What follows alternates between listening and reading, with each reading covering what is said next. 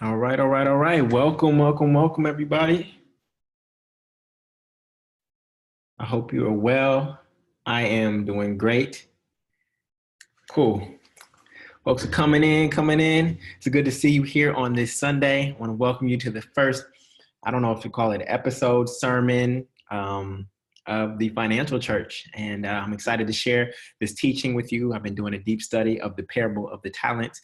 And I want to share some things with you to really tap into the spirituality of money and how to think about money, because oftentimes there's a divide between what we want spiritually and the world that we live in, and one of those manifestations in that world being money. I want to close that gap. I think I've been able to find a balance and strike a balance between righteousness, right, and spirituality, and being rich and successful. And so that's what this space is really all about. There's no dogma. There won't be any debates about whose God is right and this and that. This is really just a space for me, churches, whenever two or more are gathered in seeking to tap into the divinity that's within them. And so this is not just for Christian. This is for anybody. This is an open space, an open conversation to tap into the energy around financial spirituality. So that's what we'll be discussing here over the next 4 weeks. And so I'm excited. I see folks on Instagram, I see folks on Facebook, and I see folks here in Zoom. So I want to be respectful of your time. For those of you who do go to traditional church, please do not ever skip traditional church for this. Traditional church is around morality. Today, and in this space, we discuss manifestation and money. Okay? So let's get into it. Where's everybody coming from? Where's everybody hailing from? And actually put your religious affiliation or denomination. I'm just curious. You go ahead, rep your set. Go ahead, rep your set. Go ahead and rep your set. If you're joining us on Instagram or Facebook, you can get notifications about the next 3 parts of the series at thefinancialchurch.com. Again, that's thefinancialchurch.com. In fact, I will put it in the chat here. I'm going to get started in just a second. You got to wait for these social media platforms to get the word out. I was hesitant to share this publicly, and I was only going to share this with my inner community for this first time, but my spirit moved me and said, go ahead and get it out to the world and see how the world responds to this message. I know that this has been part of my journey and part of my story, and I believe that it's likely part of other people's stories as well. So I'm happy to be here, share that. If you're on Facebook, can you type in thefinancialchurch.com, www.thefinancialchurch.com, so that everybody else can get informed about future editions, episodes. Still haven't defined. Maybe you guys can help me define, not guys, you all can help me define what this space is called going forward. All right. So I see Pittsburgh in the house, Christian. I see Orlando, Florida, just spiritual. I see Randy is a Baptist. I grew up Baptist. And so I pull heavily from the Bible because that's my upbringing, but I will be exploring other texts and bringing the spiritual principles from other texts, from spiritual religion, from religions to financial books into this space, because I can see the spirituality in it all. Okay, and we'll talk about the definition of money in a second. I see Boston, non-denominational, another non-denominational. All right, so I see the Bay in the house, Oakland in the building. What's going on, Wise Nutrition? What's up, Anthony? How are you, brother? Cool. Gulfport, Mississippi, spirituality. All right, so we got a good mix, and that's what I believe. You realize that our church is our Sundays is one of the most segregated days in the entire world, not only racially, but also in terms of spiritually. And I don't think it has to be that way. So we have this space right now, and we call all, because I want everybody to understand these principles. And I want you to know that I don't come from a place of expertise. I am coming here from a place of a student. I am a learning leader, is what I call it. So I'll be learning, and when I learn, I will share. I do not come from a place of having this all figured out. All right, there's no way that we can combine God and spirit into one person's mind, into one book. It's just, I don't know if it's possible. And when I say I believe, literally, I mean I believe. I'm not projecting any of my beliefs on you. In fact, I want you all to think for yourself. I want you all to think for yourself. So anything that I say, don't believe me. Anything that I say, do not believe me. Okay? I want to give you a new thought, that thought resonates with you, then run with it. If it doesn't, then that's cool. It's no love lost, okay? There'll be no debating going on here. I'm sharing my thoughts and I'm open to learn, okay? There's a conversation, okay? Whenever two or more are gathered. All right, so let's get into it. I do have a little bit of an opening given that this is the first time that we're coming together. And I wanna share why I created this space for myself and for you. So, my name is Julian Gordon, and I want to welcome you to the Financial Church. First off, I want to thank God on the Most High in this moment, for this moment. We are on a space-time continuum of here and now, here and now, here and now, here and now, here and now. Whenever somebody asks you what time is it, the answer will always be now.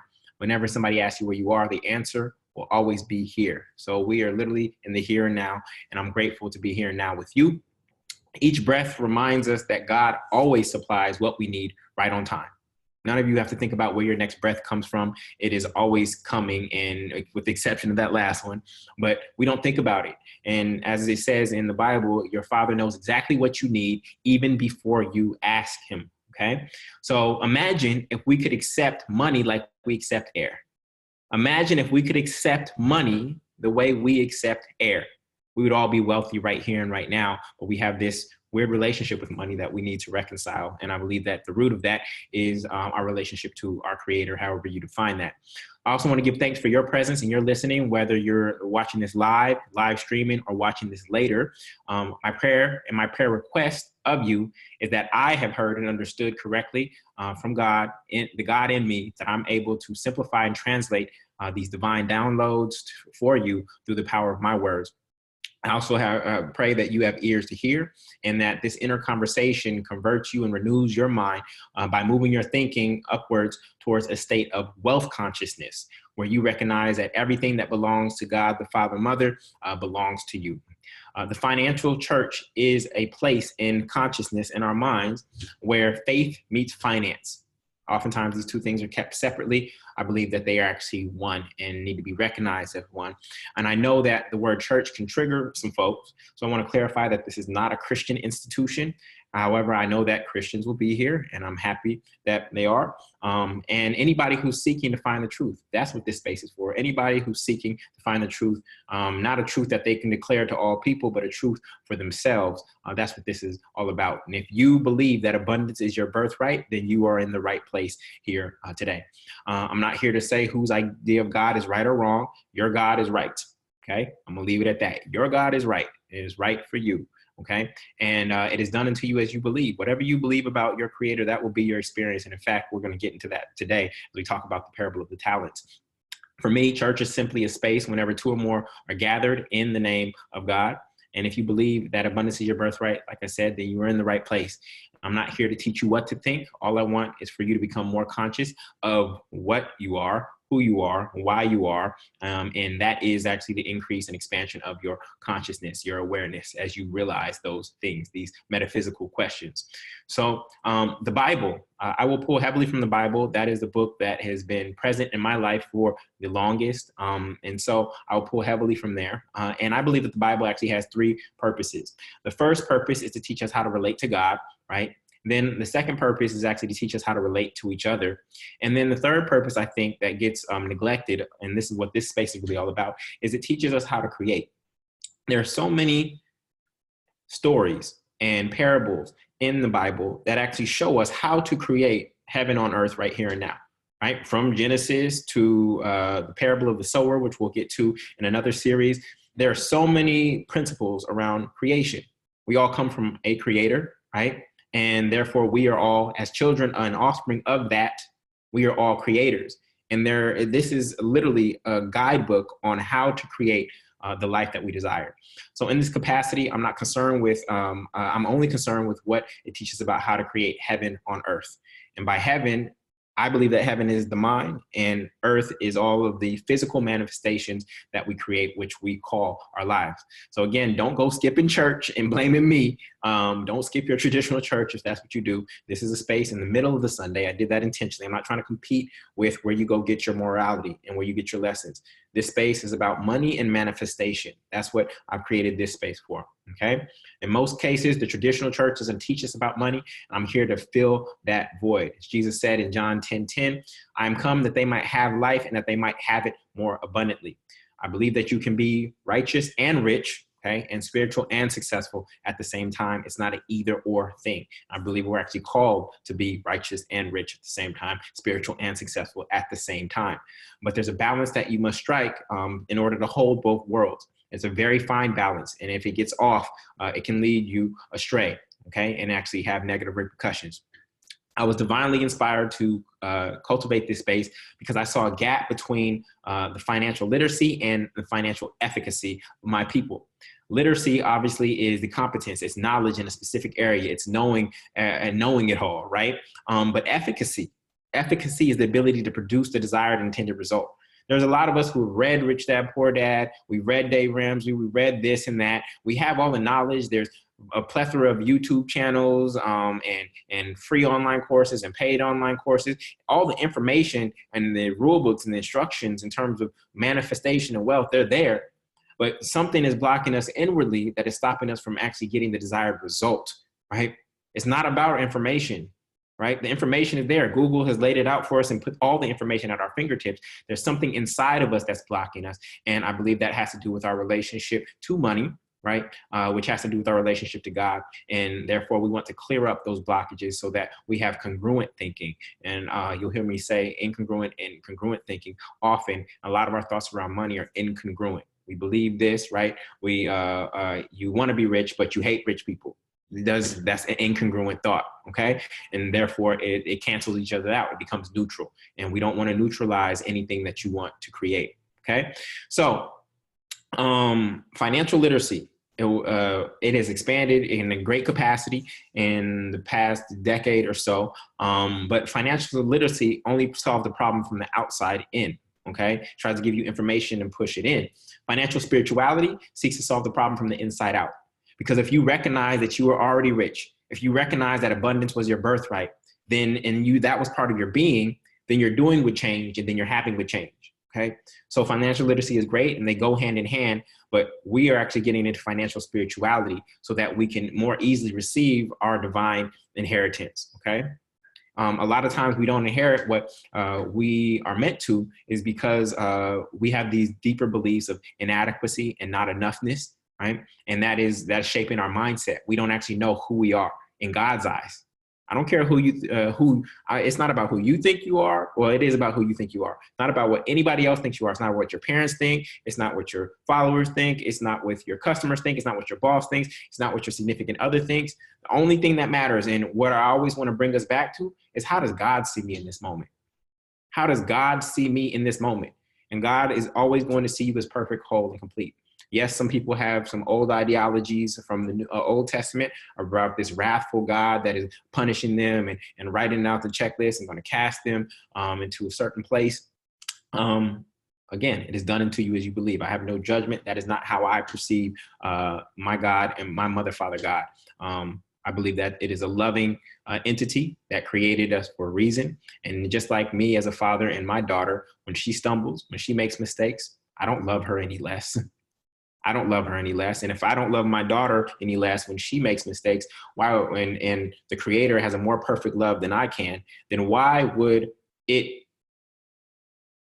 cast me into a place that of what do they call it? I don't even know the name of the place. I guess hell. I don't even like that word. I don't use it often. Okay. So in short, the sole goal of this space, the financial church, is to increase your wealth consciousness from within so that you can be, do, and have more of the good that you desire on earth as it is in heaven. Okay. Again, on earth being your physical manifestation, and as it is in heaven, which is in your mind. And Jesus taught us that. So I had to get that out of the way, given that this is the first official service. But I hope that this is everything that you thought it was going to be and more. And we're going to get into our series called The Parable of the Talent. And again, this series will go on for 4 weeks, and it'll be at 4 p.m. On Sunday for the next 4 weeks. And after this series, and based on your response, we will see where this goes. And based on what my creator is moving me to do, we'll see where this goes. But for right now, I'm committed to being here with you every Sunday at 4 p.m. going through this 4-part series on the parable of the talents. Okay, so let's get into the series. So given that this is a financial ministry, I want to open up with, I believe, what is perhaps the most powerful parable about money. And the parable of the talents can be found in Matthew 25:14 through 30. It can also be found in Luke chapter 19. But in this series, we're going to focus primarily on Matthew's account of the parable of the talents. Okay, this parable is so powerful because it answers many questions around money. It answers why the rich get richer and the poor get poorer. It answers what are the various ways to get money. It answers what are we meant to do with money once we get it. It answers what does money come, or where does money come from? Who and whose money is your money anyways? It also answers, can you be rich and righteous? Can rich people go to heaven? It addresses how we will be rewarded when we manage money like God would want us to. And it also answers the question, how do we get more money? Okay, it answers all of those in this short little parable. Okay. So I know a lot of people have hangups around money because they've been confused by many scriptures in the Bible. And these are some of the incongruent thoughts that we have to reconcile in order for money to flow more easily to us. And money is just one form of manifestation. It is one that is easy to reconcile. It's measurable. Okay. But when I'm talking about manifesting, I'm not just talking about manifesting more money into your life, because as you'll learn through this ministry is that money is really dead until you use it. Money is dead until you use it. So that's not what we're really focused on. What we're focused on is actually manifesting the life that you were created to, so that you are fully expressed. And money is a tool that you can use in fully expressing yourself and your purpose here on earth. Okay. So you probably heard things like money is the root of all evil, right? Or the poor in spirit and the meek shall inherit the earth, or the first shall be last and the last shall be first. And the poor will always be among you. And it's easier for a camel to go through the eye of a needle than for a rich man to enter the kingdom of God. You probably heard all those kind of things. And some of those things probably don't sit right with you. And they're creating these incongruent thoughts about money, right? And that, oh, it's the meek, the poor in spirit. What do they mean by the poor? I'm supposed to be poor. I need to be poor in order to enter the kingdom, right? And we'll discuss what the kingdom means in my eyes, but I always encourage you to come up with your own definition. I'm not trying to pour my beliefs into you. I want you to think for yourself, okay? I'm not trying to get you to think like me. I want you to think for yourself, okay? That is how you create. You create through thinking, okay? And so I want you to think for yourself. If I have a thought that inspires you, then great. But I do not want you to inherit my thinking. That is not the goal, okay? I don't even want that from my daughter. I want her to be able to think for herself, all right? So I could go on and on about all the scriptures that have been misunderstood and manipulated and misinterpreted to actually keep us in a state of poverty. And in fact, the truth of the matter is that nobody has to keep you in poverty when you have poor thinking, okay? Nobody has to keep you in poverty when you have poor thinking or poverty consciousness. Right? Our poor thinking can only result in poor decisions, which lead to poor actions, which then yield a poor experience of life. Okay, so poverty is not just a financial space. I know people who have hundreds of thousands of dollars and even millions of dollars, but still have a poverty consciousness, because it's not about the Fizz, it's not about the money in their hand. It's about their trust in God. What does it say? What does this money say? All of them. I think all of them say, in God. They all say, in God we trust. All of them say that, right? But a lot of people have started trusting in this. They've started trusting in this paper as opposed to what this paper is affirming you should be trusting in, okay? And again, you define God according to how you define God. In some people's imaginations, they think that Jesus never touched money, okay? Literally, if you people will run a story of Jesus, and even if you look at some of the movies, they'll assume that Jesus never touched money. But he was a carpenter, right? You don't think he ever had to go buy wood? You think he was just making furniture for free and then putting it on Craigslist in God's name? Hey, I made this beautiful, perfect couch today and it's free. It's yours. I don't touch money. Is that the imagery you have of Jesus? No. He had to go buy wood sometimes. He had to go buy nails and screws and hammers and tools, and he had to collect money for some of the carpentry work that he was doing growing up, okay? Now, some people might say, oh, that was the younger Jesus. The other Jesus. No, Jesus had a relationship to money, and hopefully it was I believe that it was probably a healthy one. Okay. And then there are other people who believe that money is the root of all evil. And that's not what the scripture in First Timothy says. It says the love of money is the root of all evil. When you put this ahead of God, when you put this ahead of your creator, then you're putting a blockage. And what's interesting is that you'll find some people who have a lot of this, they actually they pursue it to squeeze God out of the equation, because they believe if they have enough of this, then they don't need God for anything. But if you really know the source of your supply, you'd realize that God is actually your angel investor, and that nothing that we have been able to obtain and acquire in this life actually comes through just us and our own action and our own meritocracy and our own effort, but it comes from being in alignment. When we are in alignment, right? Seek ye first the kingdom of God, and all those things shall be added unto you, okay? And so there are people who have acquired stacks of money, racks on racks on racks, by being out of alignment, right? And when you acquire in that way, you may have, but you will also have fear. You will also have fear because you acquired in that way out of a sense of scarcity, okay? And so what we want to do is we want to be able to step into our abundance and feel good about it. Like I said, to be able to be righteous and rich, okay? So with the parable of the talents, this is going to be a foundational cornerstone to this new understanding. So over the next 4 weeks, we're going to come back to it over and over and over again. And you'll probably get tired of it. You'll literally probably get tired of the parable of the talents. But that's how you reprogram the subconscious mind. You reprogram it through repetition. You do it with songs all the time. You probably got a song stuck in your head right now. Why? Because it's repetition. It's repetition. And there are lyrics in some of those songs that actually aren't serving you. But the parable of the talents, once I share with you my perspective of it, I hope that it serves you forever. Every time you hear it, every time you think of it, every time you're in a situation, I hope it changes the way that you move with money, okay? So in part one, we are going to discuss why the rich get richer and the poor get poorer. That's gonna be today. And then next week, we're gonna get into mind your own business. Mind your own business. In week 3, I'm gonna talk about how to multiply money. And then in week 4, we're going to go into receive so that you can give. A lot of people focus on give and you shall receive, but it's actually a cyclical relationship. And if you're not receiving, then it's going to be impossible for you to continue on giving. So all of that will come out of the parable of the talents, okay? So before we go forward, we need to get aligned on what is money, okay? What is money? If we said we want more of it, in fact, in chat, on Instagram, on Facebook, on Zoom, go ahead and let me know, how do you define money? What is money? What is money? What is money? Everybody's out here paper chasing this thing, but what is it? Money is energy, money is access,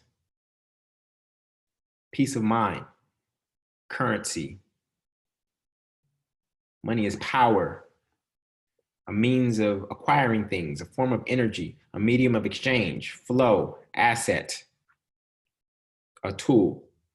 Money is a blessing. Currency is exchange of good, a resource, survival, okay? So you can see people have different beliefs around money, and it is done unto you as you believe, okay? Not what I tell you to believe, it is done unto you as you believe. And even if you might give lip service to another belief, it will be done unto you as you truly believe in your heart. Not what you say you believe, what you actually believe in your heart, that is how it is done unto you. That's how life responds to you, based on what you truly, deeply believe in your heart and in your subconscious mind, okay? So I'm gonna give you a simple definition of money. This is mine, and I encourage you to continue to explore yours. I define money as stored or potential energy. It is stored or potential energy, okay? When we talk about the talents in this story, talents are just a weight or a unit of currency, okay? Used especially in ancient Rome and Greek, okay? Now, again, money is just stored or potential energy. And so to understand this, I wanna go backwards a little bit in history. So let's go back to the barter system. So let's say I'm at the market and I have 200 apples. I have an apple orchard that I've been tending to for years now, okay? And you have 2 cows that you've been taking care of, okay? I spent an entire year tending to my orchard so that people could enjoy my big, red, juicy apples. And you were on the other side of town, and over the past year, you were taking care of your cattle. You were feeding them, you were waking up early, you were washing them, milking them, slaughtering them, birthing them, right? And so we both put energy in terms of time and other resources to bring what we brought to the market, okay? Now, we bump into each other at the market. You want my apples, but I'm a pescatarian, so I don't want your cow. All right? So normally 200 apples would be the equivalent or a fair exchange for one cow, but now we have a dilemma since I'm a pescatarian. You want my apples, but I don't want your cow. In order to give you 50 apples, I don't want to cut up 1/4 of your cow, then your cow would be dead, right? So since I don't want what you have right now, instead you give me an IOU, a piece of paper that says I owe you the equivalent of 1/4 of a cow, 1/4 of a cow, okay? And you can use this IOU at a future date and time, okay? In that moment, money has been created. So there's nothing evil about money. It's just basically an IOU. Money is debt. Based on the way, once we went off the gold standard, money actually became debt to the Federal Reserve. So it is literally an IOU to the Federal Reserve Bank, okay? And your money is getting more and more worthless every single day. It's like the manna in the Old Testament. If you don't use it, it actually spoils. If you don't use it, it will spoil, okay? And so you get to take the 50 apples now, all right? Which I put energy into to harvest. And now I have a piece of paper representing my energy that I use to produce those apples that I can use with you or in another way in the future. So this piece of paper literally just stored my energy in it. Now, of course, you may have inherited money, right? Let's say you inherited money. That was energy that somebody else used and stored in the paper form. And then once they left in the physical form, in the flesh, they died, they've transferred that energy to you, okay? So that's how I think about money, okay? So again, money is just stored or potential energy. That is my definition. I encourage you to go deeper and explore what your definition of money is. So my question to all of you in chat, let me know, if you had more money, would you do more good in the world? If you had more money, would you do more good in the world? Yes or no? Okay.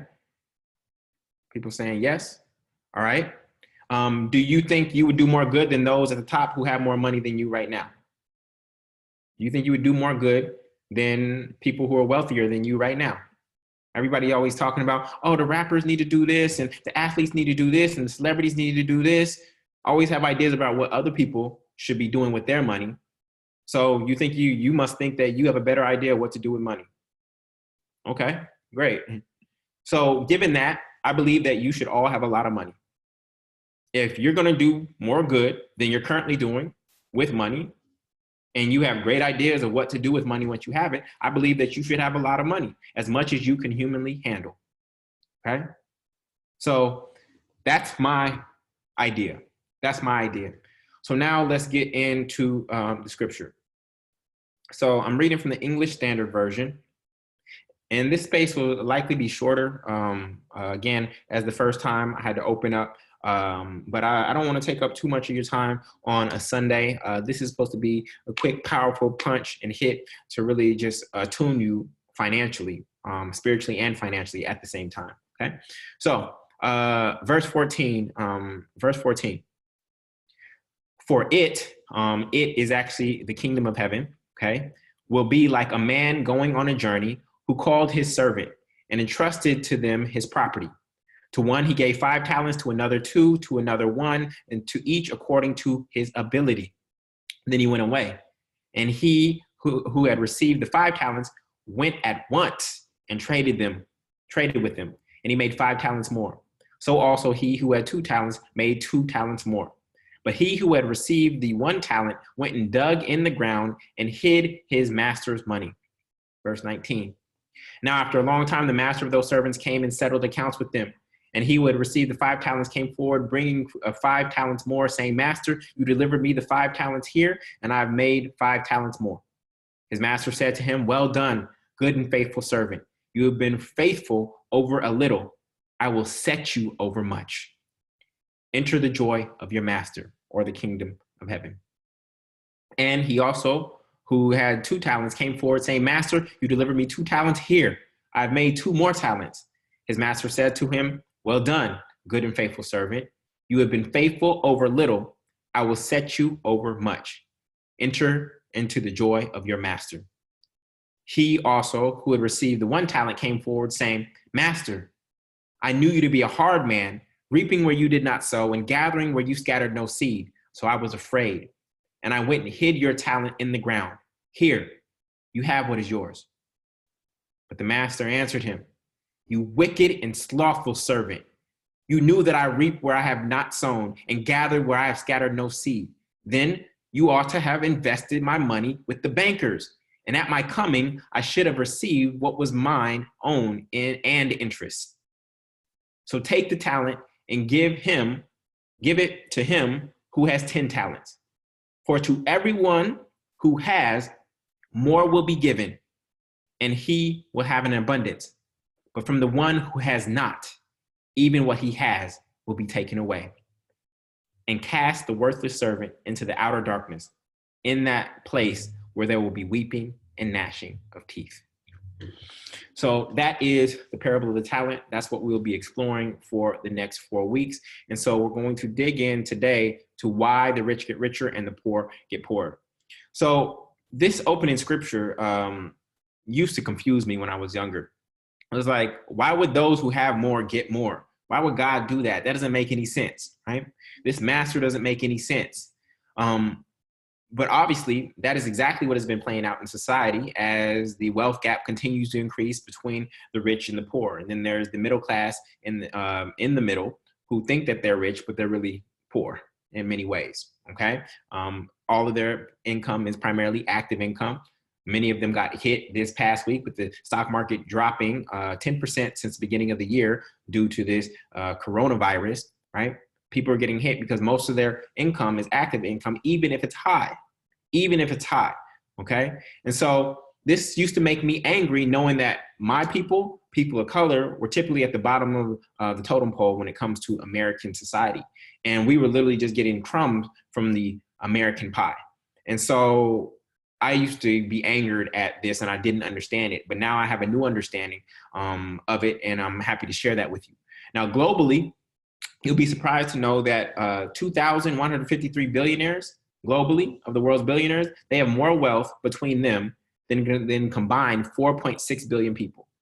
So 2,000 people have more wealth than over half the world's people, okay? In September 2007, a study by the Federal Reserve reported that the top 1% in the United States owned 38.5% of the country's wealth in 2016. 1% owned 38.5% of the wealth, okay?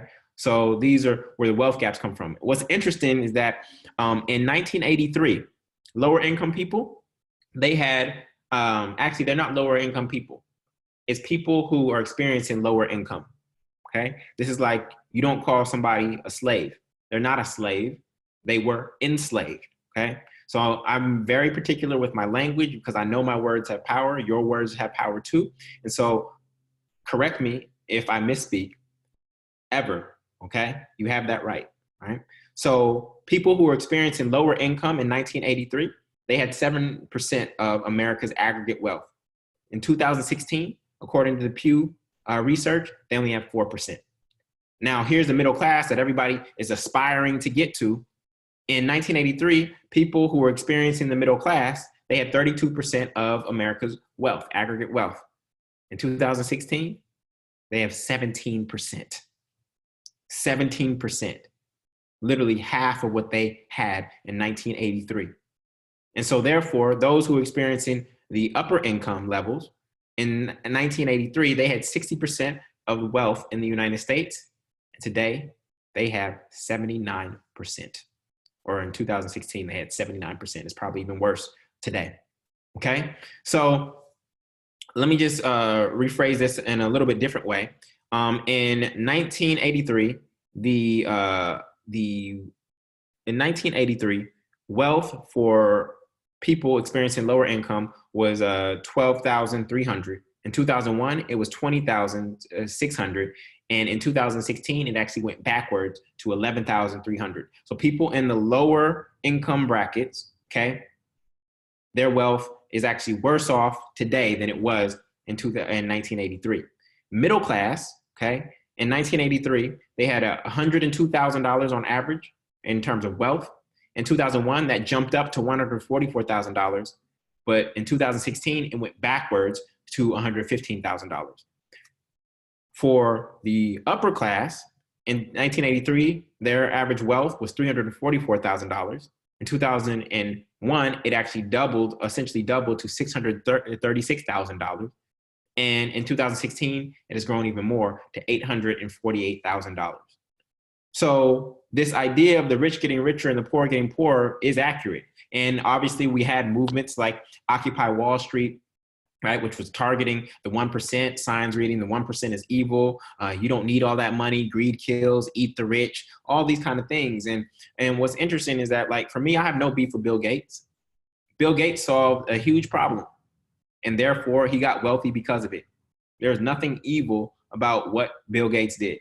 Maybe if he violated monopolistic laws as he was trying to grow and expand Microsoft, but if he didn't, there was no evil behind what Bill Gates was able to create, okay? He just solved a very big problem. So why would I hate Bill Gates, okay? It doesn't make any sense. And so I think the reason that particular movement kind of fell out is because it was targeting the wrong enemy.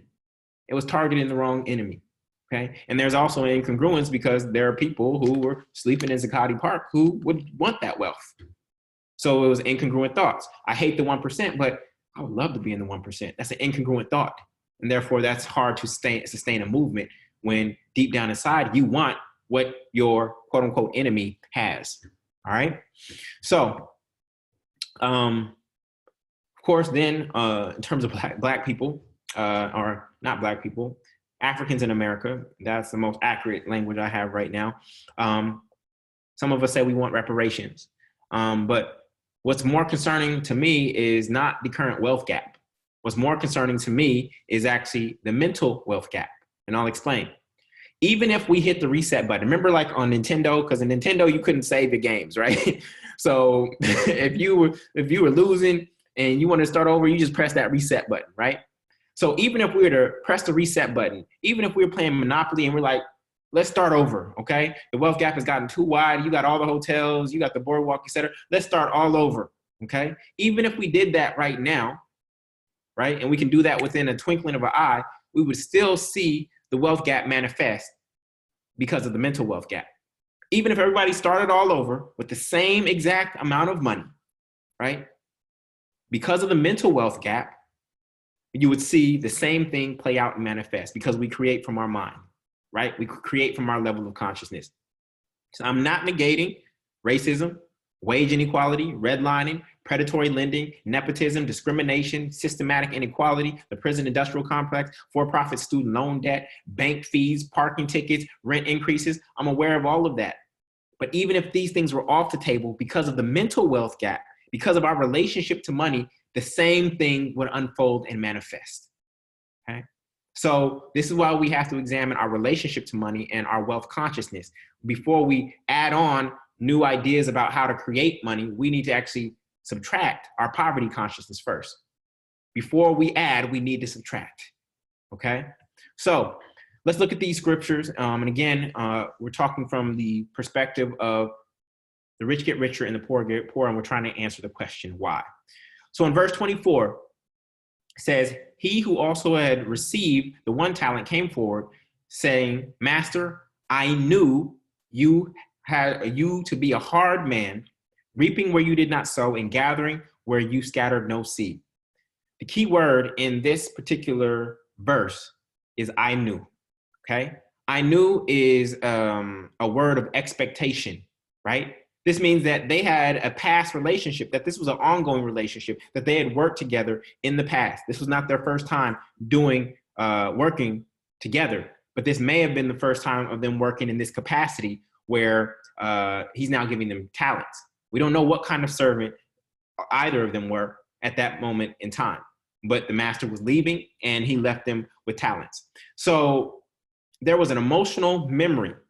There was an emotional memory that existed prior to this moment, okay?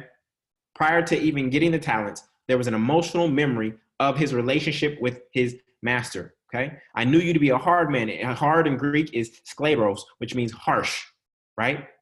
As someone who takes life seriously, or has a rough or harsh or inhumane, uncivil approach. Okay. So he perceived his master as harsh.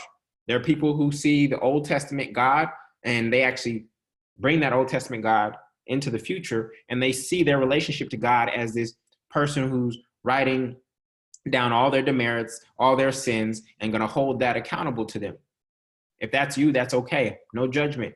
But I'm just saying it's done unto you as you believe. It is done unto you as you believe. Okay.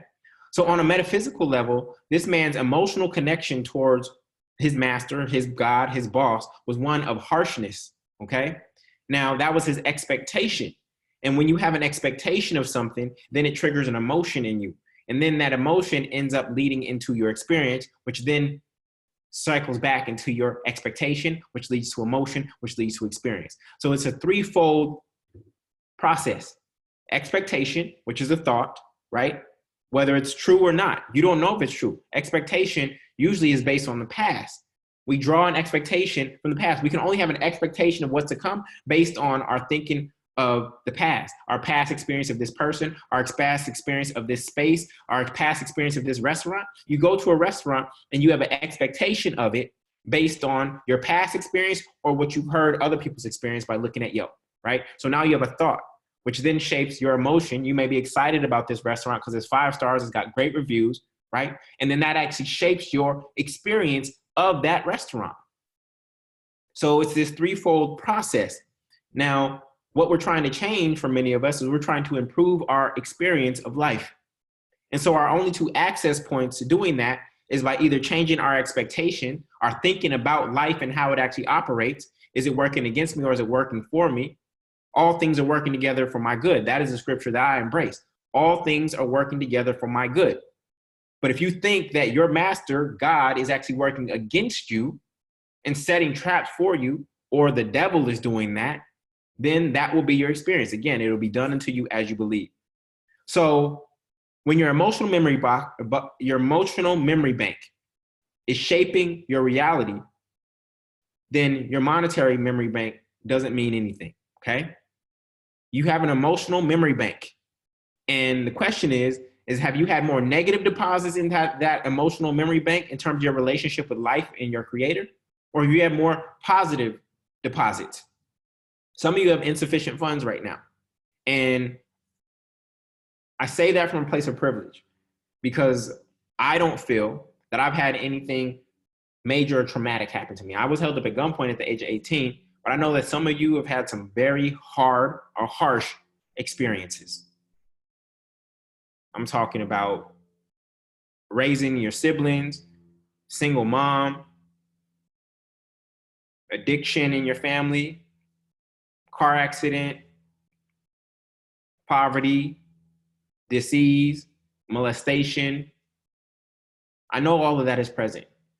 And those experiences I can 100% see how those experiences could cause you to have a harsh view of God, life, and what you're experiencing. And where you take those expectations and you project them forward. But we can do this. What I'm saying is I'm not negating those experiences in your life. But the same thing that we might be doing with those negative experiences in our life and the expectations that they then create, then the emotions that they create, we can do the same exact thing for the positive experiences that we have. And the only way to get out of that cycle is by actually taking the experiences of life that have been good and actually starting to see the good that is around us, which then becomes an expectation that today I'm going to experience good. Yesterday may have sucked, but today I'm going to experience good. And then you walk out of your door with a smile as opposed to with sadness. And then as you walk out the door with your smile, what that does is it trains your mind to start looking for all the goodness that is actually around you, all the good things that are happening for you on your behalf, not against you.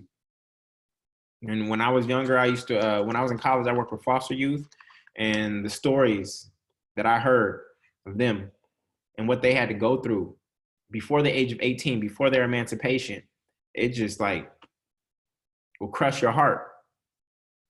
And that cycle, here you have a 18-year-old human being who's had these experiences, and And because they haven't mastered their mind yet, but they can, those experiences end up staying with them and carrying on throughout the rest of their adulthood. But there is a way to break free from that, right? So again, if you're not experiencing the life that you desire, we have to change our perspective, our thought, our expectation. Then that changes our emotion. Our emotions are electrons in motion. Your emotions are electrons in motion. They send signals throughout your body, right? And they start to shape and beyond your body, and they start to shape the experience that you desire from life, all right? So here's how we all know that we've fallen victim to this, myself included, okay? How many of you ever said, I thought so? How many of you ever said, I told you so? How many ever said, I knew it? Oh, it's just me? Y'all getting quiet in here. How many ever said, I thought so? I thought so. I knew it. I told you so. You see, when we say those things, what we were really saying is that we had a negative expectation of what was to come. And then what happened? What happened? Exactly what we had the negative expectation of actually manifested. Why? Because when you have a negative expectation of something, then your mind and your ego does not want to be wrong about that expectation. And so you start looking for evidence to confirm what your expectation is so that you can be right when it happens. So again, if that is working on the negative principle, how about we use it for the positive things? I knew it. I knew it was going to be a good day. I told you it was going to be an awesome day. I told you I was going to get a raise. I told you they were going to drop the price on that property. I told you he was going to walk over here and say hello. I thought that was going to happen. What if we just took the same power and just switched it over? That would be powerful. But we typically use that in the negative sense. I told you he was going to dog you. I told you she was going to give you an attitude today. Like, we want to be right about something, a wrong experience. Isn't that that's kind of cuckoo, right? We want to be right about a wrong experience. I told you the stock market was going to crash. Like, it's really, really weird. And we got to change that. And that's what's happening here, is because he had an expectation that his master was going to be harsh, okay?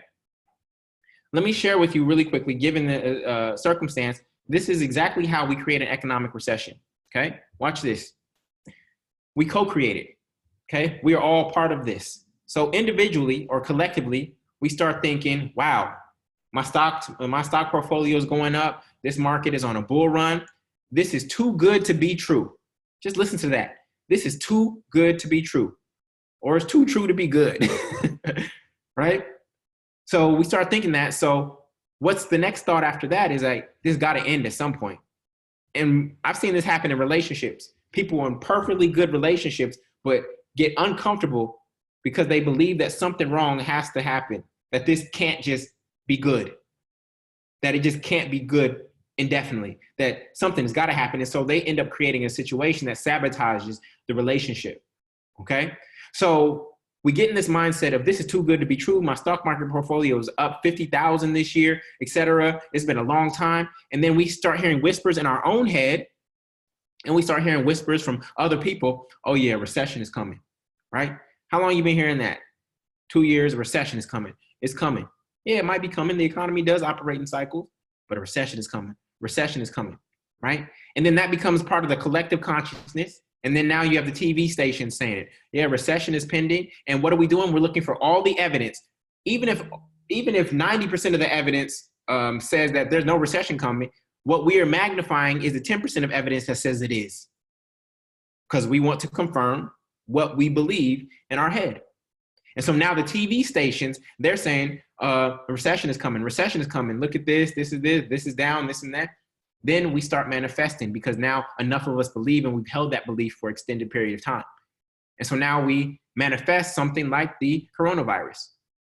We manifest that collectively with our consciousness. Where did it come from before? Was it hiding under a rock somewhere? Where did it come? Where did it come from if it didn't come from our minds? We create that as a manifestation that then creates the experience of recession. So we had an expectation of a recession, right? And then we get into the emotion of fear around that recession, fear and scarcity, and all those things kick in. Then we start manifesting things like the coronavirus collectively, and then what comes? A recession. A recession might be coming for you. It ain't coming for me.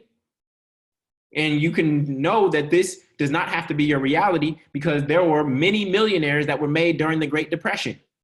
So while the collective consciousness of American society was in a state of scarcity and fear in the Great Depression, there are people who saw abundance even despite the outward conditions. There were people who saw abundance despite the outward conditions, and they were able to capitalize on it. While everybody else is fearful and holding on to their money, right? These people said, nope, this is the opportunity to go. Doing the exact opposite. When everybody else is zigging, you zag. Okay? So this is how we manifest with our minds. And so in verse 25, he said, so I was afraid. This is the emotion. Remember, the expectation was that you were harsh. I knew you were harsh. And then he says, I was afraid. That's the emotion. And I went and hid your talent in the ground.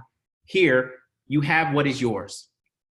So this is where the emotion kicks in, okay? There's an expectation that you have about something coming up in the future. That expectation is drawn from the past and put into your future, and now it's shaping your feelings in the present moment, okay?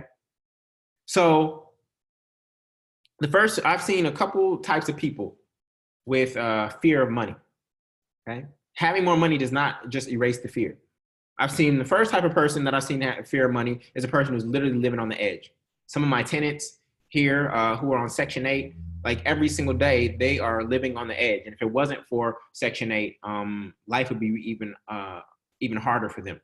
In fact, one tenant, I let her into the place early because the Section 8 office was taking so long to get her paperwork done, and her family basically living on the streets, right? But actually, when I met her, I didn't see fear in her eyes. I didn't see fear in her eyes.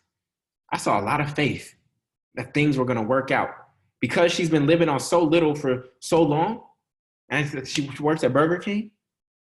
I actually saw faith in her eyes. I didn't sense fear. And I've been around people who have millions of dollars and they reeked with fear. So the amount of money in your bank account doesn't determine how much fear you have. Because when you have no money, for instance, like Jay-Z, for example, you got nothing to lose. So what is there to fear? You're already at the bottom of the barrel. What is there to fear? You might as well just go for it and swing for the fences. Okay? So that's the first type of person that I've seen be fearful around money. Second type of person, because I've been able to coach millionaires, is somebody who has a lot of money, but they don't have a clue how they got it. Through a sequence of career choices, through creating a company, etc., they've been able to step into millions of dollars. But deep down inside, they don't believe that if everything was to go away, that they could replicate that. They have a pile now, but they don't recognize that the source. For me, my source of all my success is my creator and is my spirituality, which is my connection with my creator. I know that. So if I had to go to zero, I'd be able to bounce back. Would there be some hard times? Yeah, there'd be some hard times, but there wouldn't be fear. There wouldn't be fear. I've seen people with a lot actually get into a space of fear and clutching their money because they don't know how they got it. And therefore, they feel like they have to hoard it. Okay? So again, the size of your bank account doesn't determine the fear you have. You could still have a scarcity mindset and have $1 million in your bank account. You could still have a scarcity mindset and have $1 million in your bank account. Okay?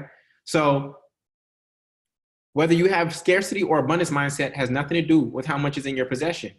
It actually has to do with how much belief you have in yourself and your creator.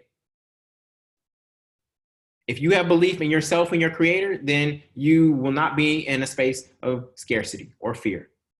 You will always have abundance mindset.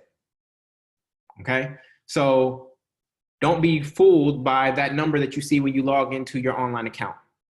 Ask yourself, how do I feel? How do I feel? How do I feel when I look at my money? How do I feel when I'm not looking at my money? That's the focus, okay? So in verse 26, he said, But his master answered him, you wicked and slothful servant. Slothful means lazy. You knew that I reaped where I have not sown and gathered where I have scattered no seeds. Okay? So what he failed to realize in this moment is that his master had sown. His master had sown. He wasn't sowing in terms of actually doing the work. His master had sowed into him and entrusted him with his riches. His master sowed into him. His master wasn't sowing into the ground and planting seed. He sowed into him by empowering him. Okay? You have to recognize, actually, you don't have to. I want to be very clear about this space. I recognize that God is seeking to experience itself as me and through me. God works through his greatest creation, which is man. And by man, I don't mean gender. I mean us as a collective, mankind, man, woman, kind. Okay? God is working through us as us to experience itself. We experience ourselves through our creations. Okay? God's joy, I believe, is in witnessing, and based on what he said, step into the joy of your master. God's joy is witnessing what you create and how you uniquely create it. We could all get the same ingredients, but because of who we are, we would all create something else. It's like Legos, right? We could all get the same set of Legos, but we would all build something different because of our uniqueness and our unique desires. And I believe that's what brings God joy, is when we create authentically and uniquely according to our specific, unique blueprint. Okay? So in verse 27, then you ought to have invested my money with the bankers, and at my coming, I should have received what was my own with interest. Okay? So here, the master juxtaposed what the slothful servant did, right, with putting the money in the bank. Because if he would at least just put it in the bank, basically he was saying, you could at least put my money in a bank so I would have got interest. That's basically what he was saying. You could at least put my money in a bank. You put it in the ground. I've been gone for however long. I could at least have some interest. And so this was not a compliment to the banks.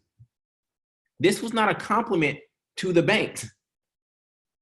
This was actually a criticism of banking. Okay?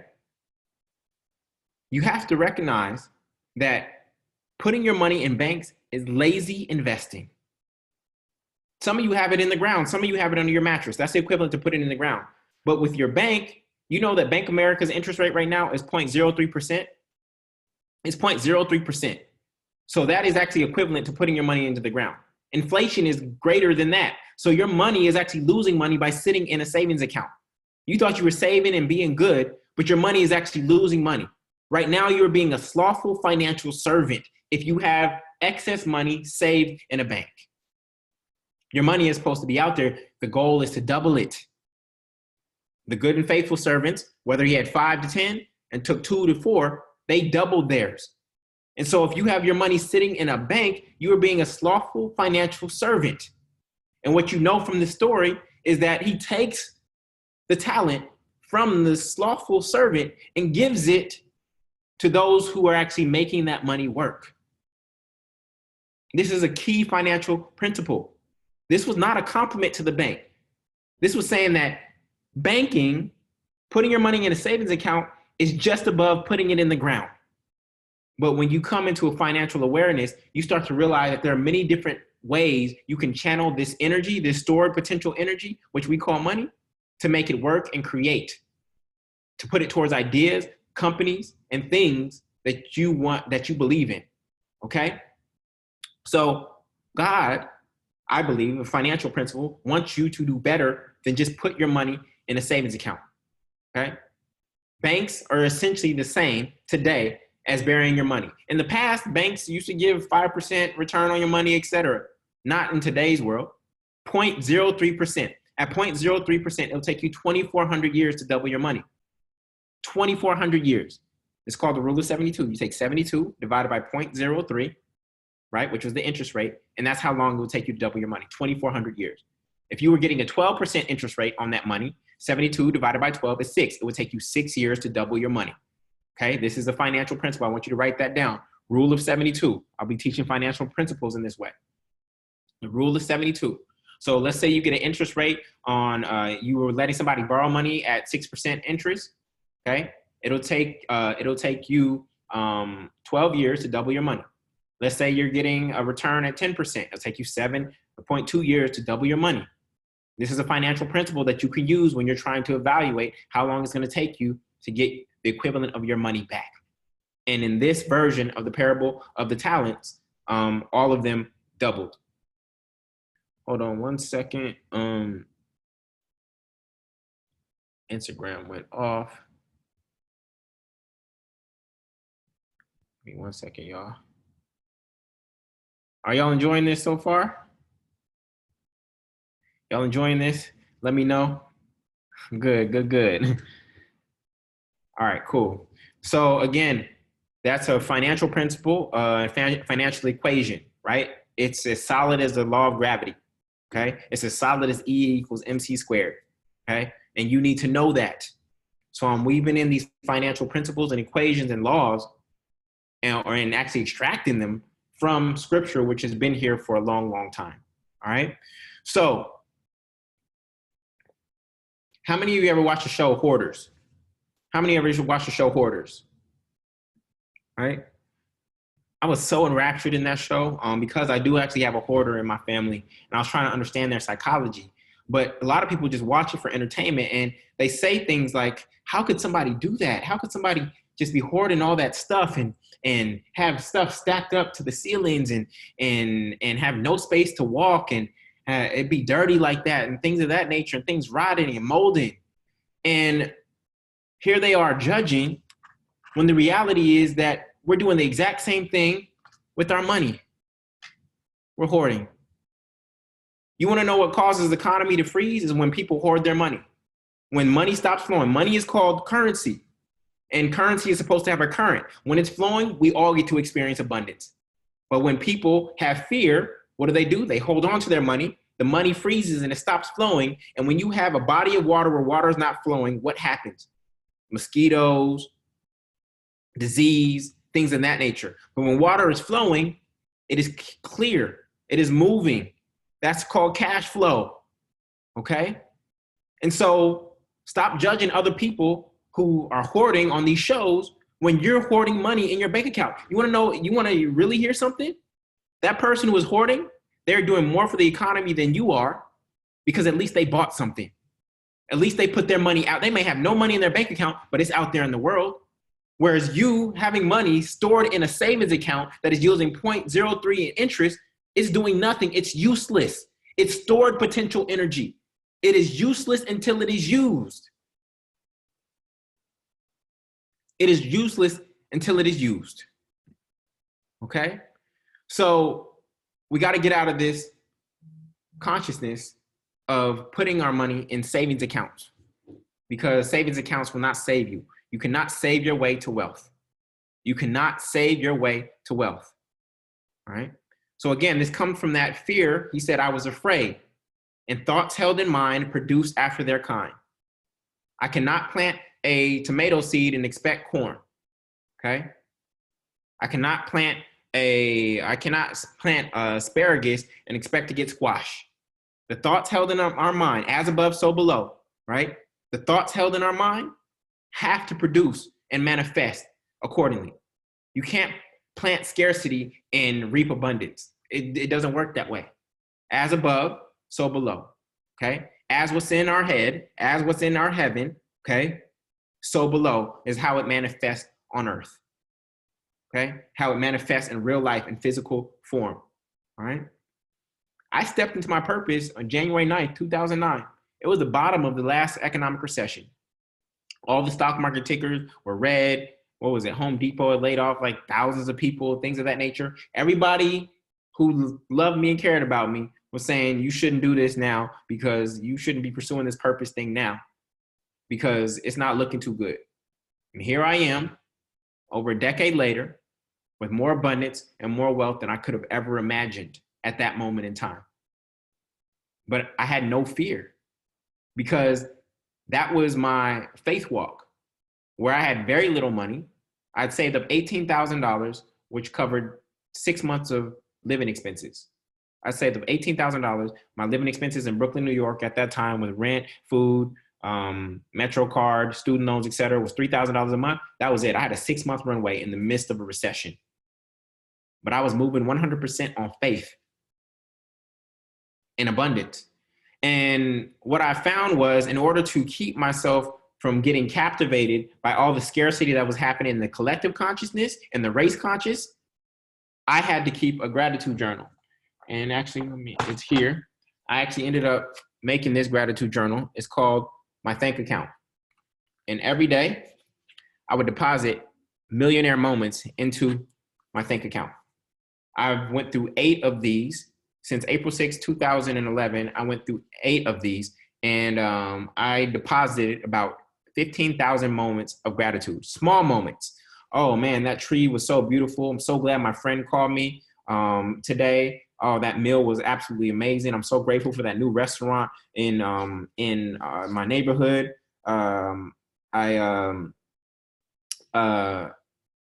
So grateful I got paid today by a client and they got a result. I'm looking at some of them here. Finding I found my missing suit. It was just a beautiful day. The sun was sparkling. I was productive at 2 a.m. I'm going through and telling you these little moments of gratitude. Like when you have an abundance mindset, you actually can see all the things and all the good that is actually happening for you. The slothful servant could only see from a place of scarcity and fear, right? So this is a practice that I do to stay in a space of abundance as opposed to getting into scarcity. And it's coming for y'all. Actually, I shouldn't speak that. A lot of people say a recession is coming. That is the collective or the race consciousness. It does not have to be your consciousness. And one way that you can make sure that it does not slip into your consciousness, because what other people are experiencing does not have to be your experience. To make sure that it doesn't slip in is to make sure you have a habit or a ritual that makes sure you stay in abundance consciousness. All right? So I'll give you another example. How many of you love, I won't say love Elon Musk. How many respect Elon Musk? How many respect Elon Musk? Elon Musk, he is doing amazing things. And I want to give you, and I'm giving you this example because he has multiples of the amount of money that I have, okay? I'm happy with what I have. I love what I have, okay? I don't love the money. I love what I have because it allows me to give and create, right? But let me give you this quick story about Elon Musk. When Elon Musk, he got his initial wealth through PayPal, okay? He said, my proceeds from PayPal, the acquisition by eBay, were $180 million, okay? That was his proceeds from PayPal. He said, I put 100 million into SpaceX, 70 million into Tesla, and 10 million into Solar City. He put 100 million into SpaceX, 70 million into Tesla, and 10 million into Solar City. When you calculate that, when you add all that up, y'all, guess what? It is $180 million. So basically this brother, he put everything that he got from PayPal and he put it back out into the world to work. Every last dollar. You want to hear what he said? I had to borrow money for rent. You hear that? I had to borrow money for rent. He didn't just say, oh, I got 180 million. I'm done. I'm out this game. I'm about to go chill, do whatever I got to do. That's enough for a lifetime. He put it all back in to creating a sustainable energy source for us, to create sustainable cars, and try to make sure that if we mess up this planet, that we have a way to get to another planet. Okay? I don't care if you're not a personal fan of him, but in terms of the financial principles that he is demonstrating in his life, he is a great example. So peep gang, you want to know what that $180 million is right now? You want to know what it's worth? Because that was in 2000 and he sold PayPal in 2002. You want to know what that $180 million has turned into by 2019, 17 years later? $23.6 billion. $23.6 billion. He is worth 131 times more than he was at $180 million. This is perhaps one of the greatest demonstrations of the financial principles I'm trying to teach you right now. He didn't say, I'm going to save this, I'm going to live off this for the rest of my life. He said, nope, I'm going to take what I need, only what I need. I'm not even paying for rent. I need to borrow money for rent. I'm putting everything, all of this stored energy into use to create something bigger and better that's actually going to do good in the world. This is one of the greatest demonstrations of this financial principle and this parable in real life, okay? So the poor stay poor because they say things like, I'm too broke to invest, right? I'm too broke to invest. You wanna know what you need to be saying? Is I invest until I'm broke. That's what Elon Musk essentially did. Not I'm too broke to invest. You say I invest until I'm broke. Y'all can't borrow no money from me. I collected rent today, so I have a little bit of cash on me, okay? I have a little bit of cash on me. I have a little bit of cash in my bank account. But the rest of my money, it is all out there in play. It is out there working for me. I don't have no cash. I got an emergency fund and a bank in Los Angeles. That's it. That is it. And from there, that emergency fund and my operating expenses, 2 months of operating expenses, I want all my money to be out and working in use because it's doing me no good sitting in a savings account. That is not where I derive my financial security. My financial security comes from knowing who I am and whose I am. Okay? So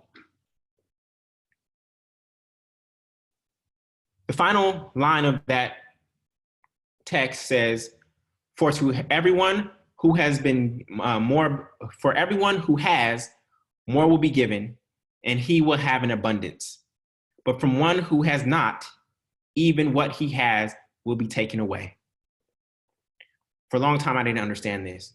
I thought this was God's word saying the rich just gonna get richer. I'm gonna keep blessing the rich people and the poor people just gonna get poorer and poorer. And that's not really what it's saying.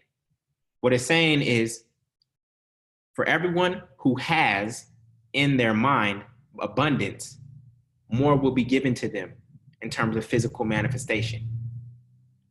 But for those who have scarcity in their mind, for those who have not, who have scarcity in their mind, even what he has in the material world, the earthly world, it will be taken.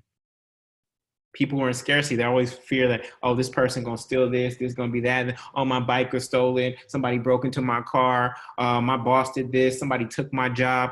You hear all of this thing being stolen because their scarcity mindset is co-creating that experience of life. They're having an expectation, it's leading to an emotion. That emotion is sending vibrations in their body and beyond, and it's manifesting as their experience in their reality. So my goal is to help you stay in wealth consciousness and in a state of abundance, because that will attract more things in your life. And when I'm talking about abundance, again, I'm not just talking about money. Abundance is the manifestation and the showing up of all kinds of resources that are going to help you be, do, and have more of the good that you desire. It does not always come in the form of money, okay? We want money because it is one of the most liquid forms of energy that we can use to go buy access to relationships, to go buy equipment, to go buy this, right? It's one of the most liquid forms, but abundance shows up in every way. And you want to hear something, y'all? God can't give you more than you're willing to receive, but God has given you access to everything already. What's blocking us is that we can't see everything because our eyes are clouded by scarcity. The more we wipe them away, the more we get rid of that poverty conscious, the more we see what's available to us. Everything that you need to be on the path to becoming a millionaire, if you're not one already, guess what? It's already there around you somewhere. It could be a person in your phone. It could be an online course. It could be a website. It could be a mentor. It could be an event that's coming to a town. It could be a relationship. It could be equity in your home. Everything that you need to get to where you're trying to go, it must be around you somewhere. It's not just going to fall out the sky. It's around you somewhere, but you haven't trained your eyes to see it. This is how a chef can come into a kitchen. Like if I go into my kitchen right now, I can't find anything to eat because my eyes aren't trained in that way. But if a chef comes into my kitchen, they can see all the resources that I have and they can whip up some magical meal. Why? Simply because their eyes are trained around food better than mine are. The same thing is happening in our life.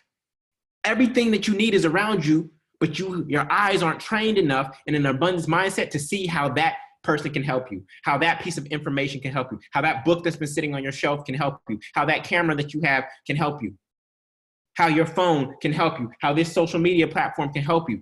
It's all there. God can't give you any more than it's already given you. You just have to learn how to see it so that you can use it. Just ask, where is it? I know it's here. Where is it? When you lose your keys, you know they're in the house somewhere. You might not know where they are in that moment, but you know they're in the house somewhere. And you're going to keep searching until you find them. How many people have ever just 100% lost a set of keys? Usually it doesn't happen. You may take you long to find it, but when you know that they're in that house, you're going to find them. You're going to find them.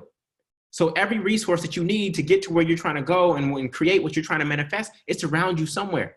It could be a person in your phone who knows a person, right? But it's there. You want to start your business? Okay. Have you told everybody who you consciously know that you're starting your business? Oh, but I'm not getting the sales I desire. Have you gone through everybody in your cell phone and let them know that this is the business that you're in? They might not be customers, but have you called them and let them know? All right, then go do that. Go do that. Somebody might know a printer. Somebody might know a manufacturer. Somebody might know a digital marketer. Somebody might know somebody who can finance that. Have you told everybody? Everything is right in front of you, but you just can't see it at this moment in time, right? So as we retrain our eyes, we start to see, oh man, I've been knowing this person for 10 years and I didn't know that you did that. All right, so this is what the abundance mindset allows us to do. So in conclusion, expectation, right? Our thoughts, which we usually pull from the past, our expectation, and we put it in the future, is our expectations are our thoughts, but they come from the past and we put them in our future, okay? And those expectations lead to some sort of emotion. We had an experience in the past, it made us feel some kind of way. That's how it got recorded in our body and in our consciousness, okay? And then we take that same energy based on what happened in the past and we project that and we take that into the future with us, and then that then shapes our experience.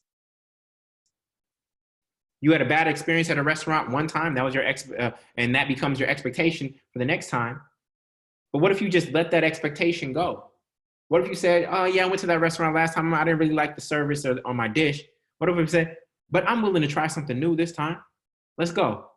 If you change your expectation, now you aren't carrying the past into your future through emotion. You say, you go into this same restaurant, but you come in with a different emotion. You go back to emotion of curiosity. Oh, I didn't like that last dish, but I wonder what else they have that's good. I'm gonna try that other thing that I didn't order or that my friend ordered.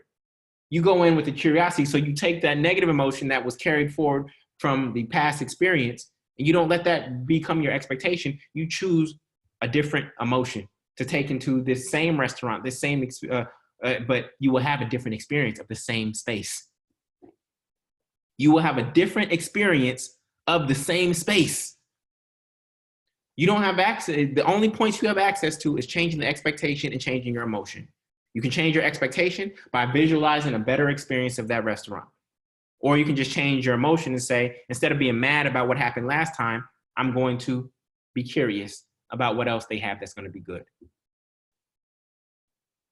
All right. So when you learn how to save money as a kid, you probably learn to put your money in a savings, a piggy bank, right? How many of you had a piggy bank growing up? How many had a piggy bank growing up? Okay. So your parents were probably proud of you. Oh, look at my baby. She's saving money. He's saving money. Look at him. But based on this parable, we know that a piggy bank did you no good. A piggy bank is equivalent to burying your money. Scripture says, do not give your pearls to swine. Look at this, y'all. Look at this, y'all. Do not give your pearls to swine. What are your pearls? Your pearls are your money. It's your coins that you were getting as a tooth fairy or from your lemonade stand. Right? And what were you putting it? You were putting it in a pig, which is what? Swine. From a child, you were taught to give your pearls to swine. As an adult, we're doing the same thing. Putting your money in a savings account, the pigs, that's swine. You are giving your pearls, this stored energy from the work that you've done or that your parents did or that your grandparents did. Many of us are giving our pearls to swine. We are giving our money to the banks, which are swine. He said, at least you could have put my money in the bank. There was burying your money, and then there was putting it in the bank. There are so many different higher, better uses for this resource that you've been blessed with than just putting it in a bank, okay? Money is stored energy. It has no life unless you use it. It is useless if you do not use it. And what will happen is you will use it or lose it. It does nobody any good, okay, until you've used it. You all said earlier that if you had more money, you would do more good. Well, it's doing no good sitting in a savings account. Yes, is it risky to put it behind an idea that you have, a business that your friend is starting, invested in a stock in a company that you believe in? Yes, there's some risk there. There's a potential of loss. But in a bank account, there's no gain except for your false security. If you would have put a seed in the ground, it would have grown because a seed has life. But money is dead. Paper is dead unless you transfer this energy into something that you believe in. It has no life. It's not just called dead presidents because it's got dead presidents' faces on it. It's because this paper is dead. The tree that it came from, the cotton that it came from is dead. It's been killed. This is 70% cotton. Many of us out here still picking cotton. This is 70% cotton. Many of us are still picking cotton. You thought you was done with that? You're still picking cotton. You know what the banks do the moment that they get your money? They get rid of it like hot potato. Oh, they gave us some money. Let's get this out. Let's loan it out. When you give them their money, when you give them your money, it is a debt to them. But then when they give it back to you as a loan, it now becomes an asset to them. The banks aren't even keeping your money. You have this imagery that the banks have your money stored in a vault somewhere. No, they don't. They digitize it. They only have to keep 1/10 of it and they multiply it. The banks, these crooked banks, are doing a better job of managing your money and resourcing your money than you are. And the way money works is it will be attracted to the entity or individual who is going to use it at the highest level. So if you are not using your money at the highest level, it will leave you over time because it will be attracted to whoever's going to be able to double it. It'll be attracted to whoever's able to get a 20% return. It will be attracted to whoever's being able to get a 12% return. It's not attracted to people who hoard it. If you got this fly partner, okay, whether man or woman, and over time, you kicking it, right? You going out, and then over time, you like, oh, I'm a homebody, let's just stay in. No, I just want to be with you, right? And you just kicking it, you stop going out. What's going to happen if you were in the dating phase at that time? You ain't married yet. They're going to leave because money wants to be out in the world. It wants to be exchanged. It wants to travel. It wants to multiply. It wants to get around. But you're afraid to release it so that it can go do its good. Your money is supposed to work for you. Now, but most of you are working for it, okay? So the goal has to be to try to double our money. Now think about the talents, not just as money. Think of it as your life, your time, your talents, as in your gifts, and stop saving up for a rainy day. Stop saving up for someday, because someday is not a day of the week, okay? Someday is not a day of the week. You hear athletes say it all the time. You know, they talk about leaving it all on the court, right? Kobe, Great example of somebody who left it all on the court. This is somebody who multiplied his talents. This is what Kobe meant for the culture, as he left it all on the court. You cannot put points on the board for the kingdom if you're always playing defense. You cannot put points on the board for the kingdom if you're always playing defense. Your emergency fund, that is your only defense that you need. And we're going to talk about that in just a second. Once your emergency fund is in place, it's go time. Nipsey said it, all money in. Don't wear the t-shirt, don't wear the hat, talking about all money in when all your money is out. You want all your money in the game, working for you. That's the only way it's going to multiply. You're not just trying to add money $1 by $1 to your account. You're trying to multiply money. It says, be ye fruitful and multiply. The only way for you to live eternally is by pouring your life energy, one form being money, into other ideas and ideals that will live beyond you. I'm going to repeat that. The only way for you to live eternally is by pouring your life energy, one form of that being your money, into other ideas or ideals that will live beyond you. Okay? So, that felt good. I enjoyed that. This is the first one, y'all. This is the first one. I've been studying this to bring this message to you. See, hallelujah. All right, cool. So I want to bring this down to earth. I call it bringing heaven down to earth. I want to make this applicable. And this was not just to get you on some spiritual high. That is not what we're doing here. You can go to your other church service for that. You can go sing and praise there. That is not what this is for. We are trying to make spirituality practical. All right. So Jesus said that I might come that they may have life and have it more abundantly. Okay. And so we want to put this into practice because the truth will not set you free, y'all. Acting on the truth will set you free. The truth alone will not set you free. It's acting on the truth that will set you free. You can't just know the truth because if you say you know it, but you're not acting on it, then you don't really know it. If you say you know it, but you're not really acting on it, then you don't really know it and you don't really believe it. Okay. So how do we make this practical? So the first thing I need everybody to do, okay, I need you to go calculate your monthly household expenses. You can do that from the month of February, since February just ended, or you can track it for March. I need you to calculate your monthly household expenses down to the penny. Okay. Of course, there are things that fluctuate, like perhaps your car needed to get an oil change that month, et cetera, et cetera. But I'm talking about the core necessities. For me, my monthly living expenses, I'm a very simple guy, okay? My monthly expenses are $3,665.88. That's my mortgage, car insurance, health insurance, food, and my daughter's activities. That is my bare minimum. I need you to go calculate that to the penny, okay? That's step one. Step two is you're going to create an emergency fund in a small local bank or one that's distant, that does not have ATMs and branches on every corner, because those branches will try to grab you and have you spending that money, okay? You want to put it in a small bank that you don't have access to, that you don't have a debit card for, okay? And by creating your emergency fund, what you're going to do is based on your risk tolerance, based on your faith in yourself and your God. If you don't have faith in yourself, then your emergency fund is going to have to be 12 months. If you have faith in yourself, then your emergency and your God, then you only have to have a 3-month emergency fund, because you know that after 90 days, you're going to figure out how to get back up on your feet.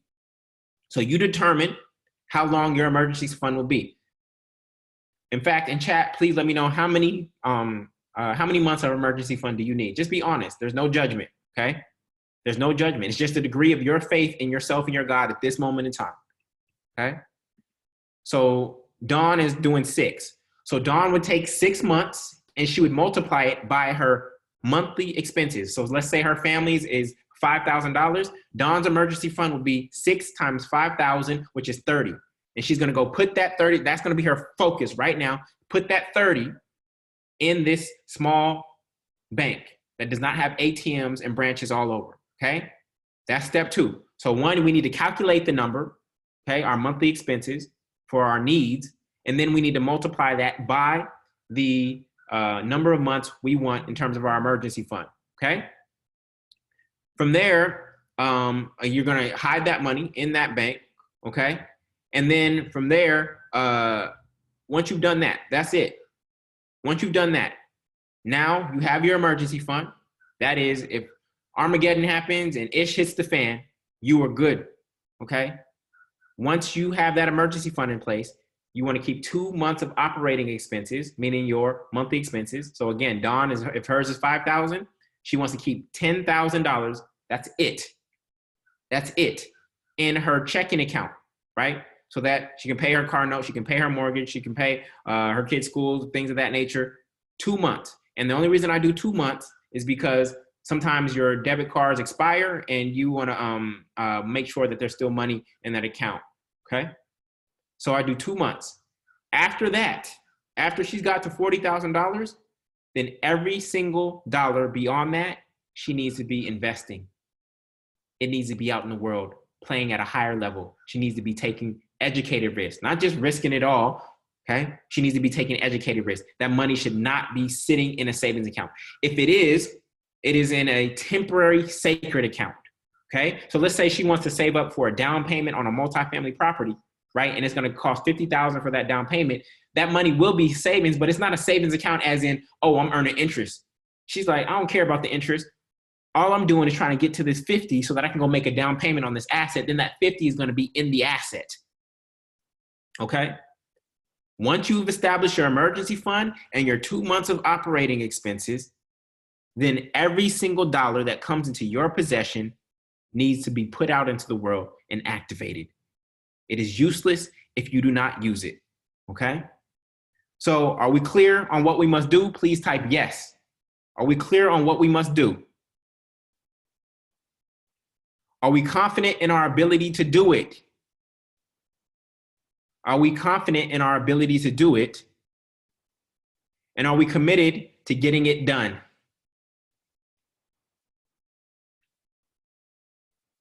All right.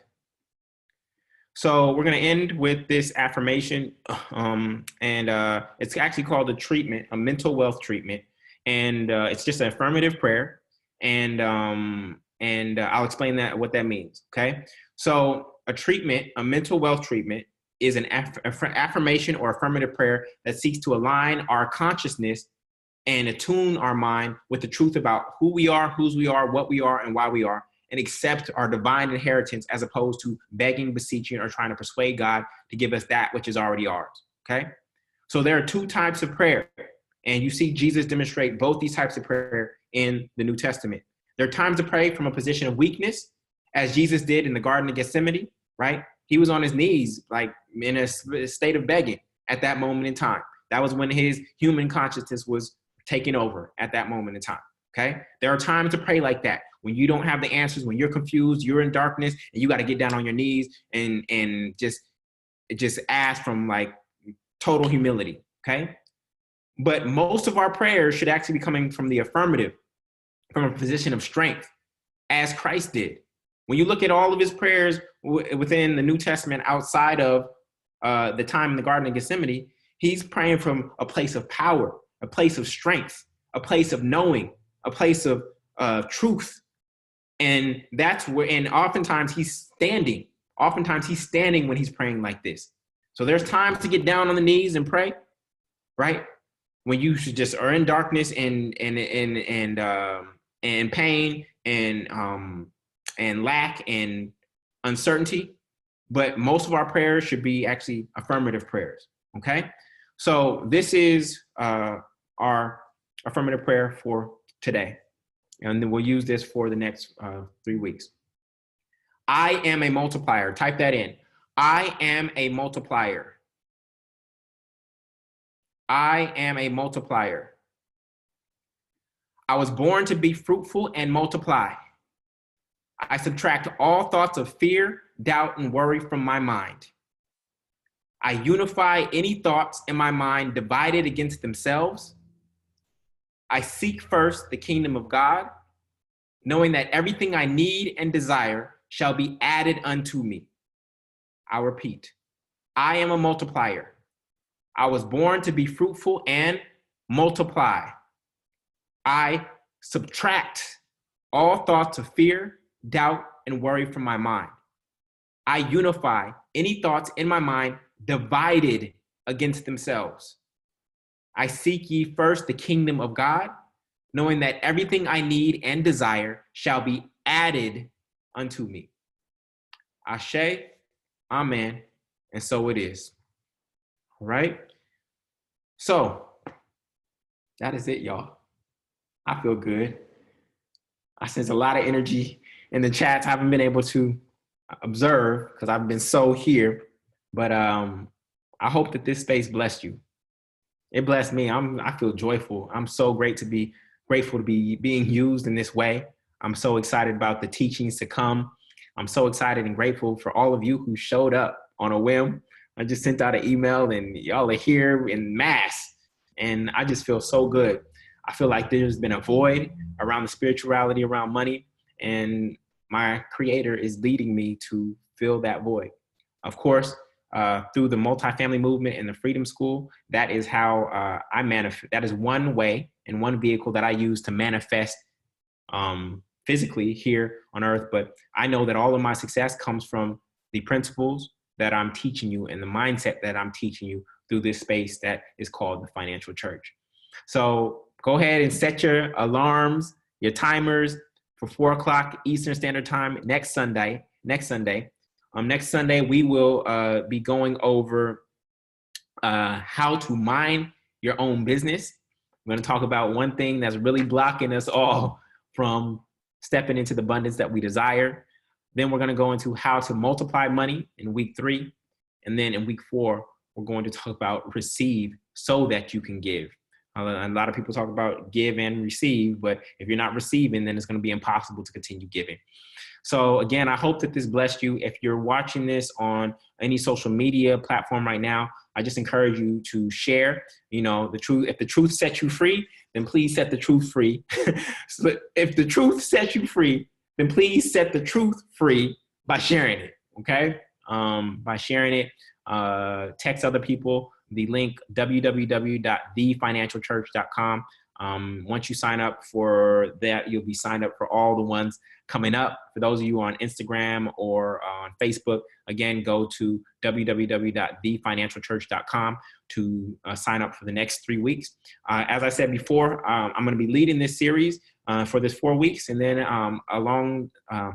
throughout that time, I'll be asking my creator, my God, what it wants me to do with this. And I'll let you know if it's like keep going, then I'm gonna keep going. If it's like pause, and then I'll pause. So for 4 weeks, we are together and we'll see what happens from there. This is new for me. It feels good. I'm excited to be expressing myself in this way. And I'm just so grateful that it blessed you all. All right. So we won't go as long next Sunday. Again, this was the first one, so I had to open it up in the right way. And I will put this recording on my YouTube channel. And for those of you who sign up at thefinancialchurch.com, I'll make sure that you get an email about that recording if there was some notes that you missed or you want to rewatch or you want to share. All right. So with that, I wish you all a happy Sunday. I hope this made you strong as you go into your week, and I will talk to you next week. All right. Much love, y'all. Peace.